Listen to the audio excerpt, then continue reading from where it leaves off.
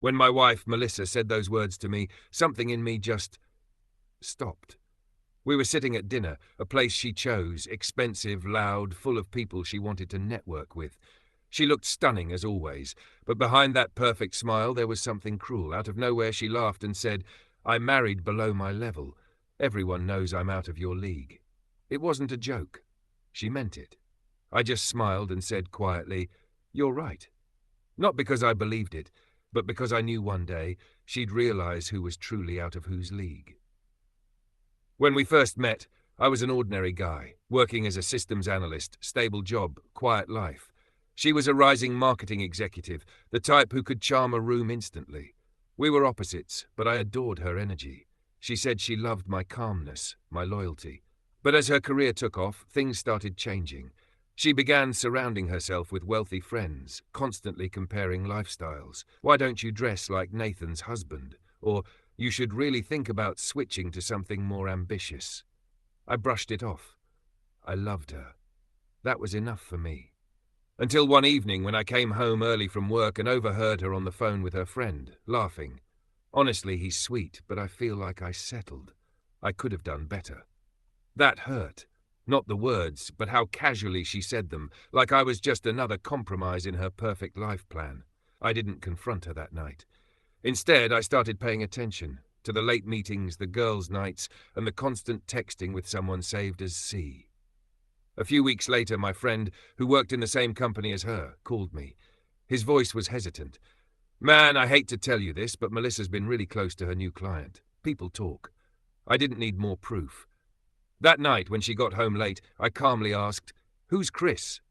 She froze. Then she smirked. "You're paranoid, aren't you?" I said nothing. She rolled her eyes, grabbed her bag and stormed into the bedroom.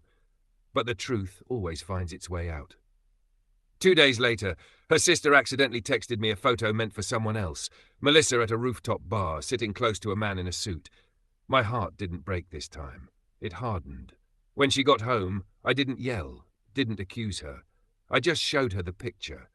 She tried to lie at first, saying it was just business. But when I told her I already knew everything, she snapped. So what? Maybe I need excitement. Maybe I'm tired of being the only one with ambition in this marriage. I looked at her, calm as ever, and said, "Then maybe you should chase that excitement, without me." I packed my things that night and left. Months passed. She didn't contact me, and I didn't reach out either. I focused on myself. I started a small IT consultancy with a friend, worked day and night, learned new skills, and slowly built something real. A year later, that small business had 3 major contracts and 20 employees. Life was peaceful, quiet, and mine again. Then one morning I received a message from Melissa. "Can we meet, please?" Curiosity got the better of me. I agreed. She looked different. The glow was gone. Her fancy clothes looked worn and her confident smile had cracks. She confessed she'd been fired months ago. The man she cheated with? Married. He left her the moment things got serious. She sighed, "I messed up, didn't I?" I nodded. "Yeah, you did." Then she said something I'll never forget.